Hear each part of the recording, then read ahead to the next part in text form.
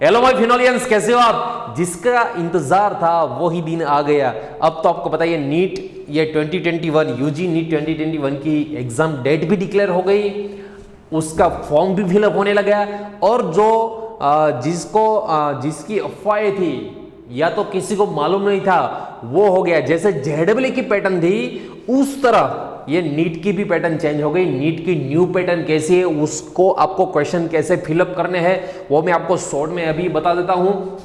यहां पे देख लीजिएगा, सबसे पहले नीट के जो ये chemistry, physics and bio 3 section थे, उसकी जगह पे यहां पे 4 section subject physics, chemistry, botany and zoology.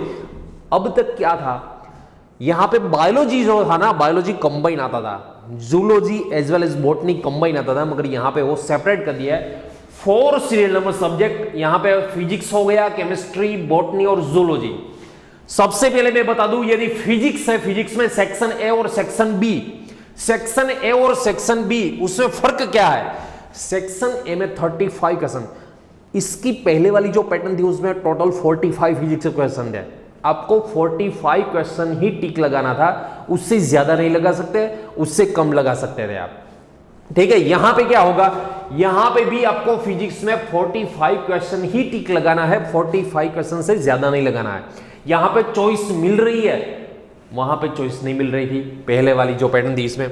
यहां पे सेक्शन ए है, कई सारे आपको डिफरेंट वीडियो देखोगे, यहां पे ऐसे बोला जाएगा कि 35 क्वेश्चन कंपलसरी है। कंपलसरी में आपको बता दो भैया, कंपलसरी नहीं है, मैक्सिमम है ये। आप मैक्सिमम 35 क्वेश्चन जो सेक्शन ए में है वो मैक्सिमम ही टिक लगा सकते हैं। यहां पे 36 का ऑप्शन नहीं है, मतलब यहां पे सेक्शन ए जो है उसमें ऑप्शन नहीं है। आप चाहो को मान लो फिजिक्स है, 35 में से आपको 20 ही टिक लगाना है तो आप 20 टिक लगा सकते हो। बाकी के जो आपने लेफ्ट कर दिए हैं उसकी कोई नेगेटिव सिस्टम नहीं होती।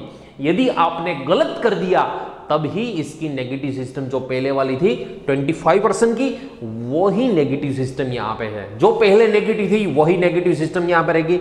मगर जो सेक्शन बी है, सेक्शन बी में आपको ऑप्शन मिल रहे हैं। सेक्शन बी में मैक्सिमम आप 10 क्वेश्चन ही टिक लगा सकते हो, 10 क्वेश्चन से ज्यादा टिक नहीं लगा सकते हो। कितने दिए? 15 क्वेश्चन। उसमें से अटेम्प्ट कौन से करने हैं आपको? कोई भी 10 क्वेश्चन। यदि आपने 11 क्वेश्चन अटेम्प्ट कर दिया, सो सबसे पहले मैं बता दूं, जो पहले वाले 10 क्वेश्चन है वो ही चेक किए जाएंगे। यदि आपका 11 नंबर का यदि है कोई, सपोज आपने 15 नंबर का क्वेश्चन, यहां पे क्वेश्चन पेपर जो है सेक्शन बी में उसमें 15 नंबर का क्वेश्चन जो आपने 11 नंबर का टिक लगा दिया। इन शॉर्ट मेरा कहना का मतलब है, फर्स्ट वाला मान लो आपने 3rd क्वेश्चन टिक लगाया, सेकंड वाला क्वेश्चन आपने 5th टिक लगाया, 3rd वाला क्वेश्चन आपने मान लो 7th टिक लगाया, वैसे 15 नंबर का क्वेश्चन जो है आपने 11 का लगाया। फिर आपको 10 से ज्यादा क्वेश्चन आपका नहीं, वहां पे ऐसा नहीं देखा जाए कि भैया इसने जो 15 नंबर का क्वेश्चन किया वो सही है और 3rd नंबर का क्वेश्चन गलत है, सो गलत को छोड़ के आपको सही दे दिया, ऐसा नहीं है। पहले जो 10 लगाएंगे वही करना है, आपको 10 से ज्यादा टिक नहीं लगाना है। यहाँ पे बच्चों जो यहाँ पे नीट एग्जाम दे रहे हैं उसके फायदे के लिए ये दे रखा है। वैसे जैसे फिजिक्स का सेक्शन है वैसे ही केमिस्ट्री का सेक्शन, केमिस्ट्री में भी 2 सेक्शन है, सेक्शन ए सेक्शन बी। यहाँ पर 35 मैक्सिमम आप 35 टिक लगा सकते हो। ऐसा नहीं भैया 35 आपको टिक लगाना ही लगाना है। यदि आपको 35 में से 34 आ रहे हैं, एक क्वेश्चन नहीं आ रहा तो कोई बात नहीं, लेफ्ट कर दीजिए, उसे लेफ्ट करोगे उसका माइनस नहीं होगा। यदि अटेंड किया और यदि गलत हो गया तो उसका माइनस इसमें होगा। यहाँ पे ऐसा नहीं कि आपको पूरे के 35 टिक ही लगाने हैं, कोई भी आप टिक लगा सकते हो। 35 में से जितना आपको आता है उतना ही टिक लगाना। यहां पे जो सेक्शन बी में 15 क्वेश्चन है उसमें से मैक्सिमम आपको 10 क्वेश्चन ही टिक लगाना है। वैसे ही बॉटनी में है, वैसे ही जूलॉजी में। सो पहले जो टोटल क्वेश्चन था वो 180 क्वेश्चन थे। पहले जो क्वेश्चन कितने आते थे? 180। यहां पे टोटल आ रहे हैं 200, मगर 200 में से आपको टिक कितना लगाना है भैया? 180 ही टिक लगाने हैं। 3 आवर्स का ही टाइम रहेगा। यहां पे ऑप्शन मिल रहा है, यहां पे 5, यहां पे भी 5, यहां पे भी 5, यहां पे भी 5 ऑप्शन मिल रहे हैं। सो मैं आपको बता दूं भैया, सेक्शन ए जो है ना 100% एनसीईआरटी बेस्ड होगा, उसमें ट्विस्ट भी आपको नहीं मिलेगा। मगर सेक्शन बी है उसमें 10 क्वेश्चन तो आपको 100% एनसीईआरटी के ही हो गए, मगर जो 5 क्वेश्चन थोड़े टफ टफेस्ट नहीं बोल रहा हूं, थोड़े टफ। टफ मतलब हो गए तो एनसीईआरटी के ही, मगर यदि मैं नेम रिएक्शन की, सपोज केमिस्ट्री की बात करूं, केमिस्ट्री में यदि नेम रिएक्शन है, ऑर्गेनिक केमिस्ट्री है, फिर उसमें क्या होगा भैया, लिंक क्वेश्चन दे जाएगा। मतलब आपको जो 3 या 4 चैप्टर आते हैं ऑर्गेनिक के, तो ही आप एक क्वेश्चन टिक लगा, एनसीईआरटी के बाहर का नहीं होगा। 100% इन सब क्वेश्चन एनसीईआरटी के ही हो गए, मगर 5 क्वेश्चन जो है वो थोड़ा एनसीईआरटी के ही हो गए, मगर ट्विस्टेड क्वेश्चन होगा। ठीक है, सो यहां पे ये हो गई पैटर्न। आपको 180 क्वेश्चन पहले मिलते थे, यहां पे 200 मिल रही है, मगर पहले आप 180 मैक्सिमम टिक लगा सकते हैं, यहां पे भी 180 मैक्सिमम टिक लगा सकोगे। और 20 जो है वो आपको ऑप्शन ईच सेक्शन बी में से मिलेंगे 5 5 5 5 5।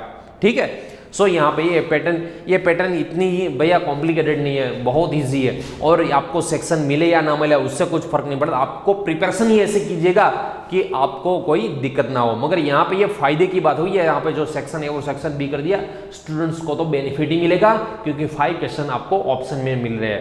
पहले कभी आपको ऑप्शन नहीं मिला था, ये नीट में ये जो पैटर्न है उससे आपको नीट में ऑप्शन मिल रहा है, सो आपके बेनिफिट के लिए है। ठीक है, सो आपको यदि कोई टफ लग रहा है तो उसको छोड़ दीजिएगा, इजी जो क्वेश्चन है वो कर दीजिएगा। ठीक है, इजी मतलब आपको जो आता है।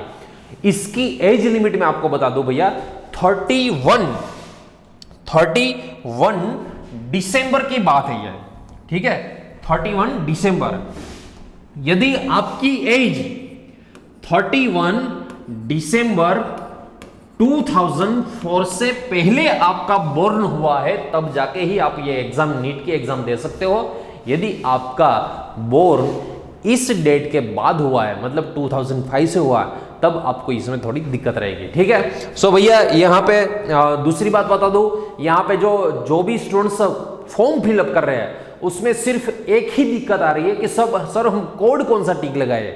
कोड 01, 02, 03 वैसे 07 तक का ये कोड है। यदि आप फर्स्ट टाइम एग्जाम दे रहे हो तब आपको, मतलब ये अभी इस साल में 12th कंप्लीट किया और 12th कंप्लीट करने के बाद डायरेक्ट आप नीट की एग्जाम दे रहे हो, तब आपको कोड 01 टिक लगाना है। यदि आप ड्रॉपर हो और आपने सेकंड टाइम एग्जाम देनी है, तब आपको 02 लगाना है।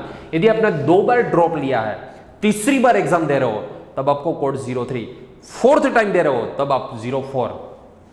दूसरा क्वेश्चन, कब तक ये एग्जाम दे सकते हो आप?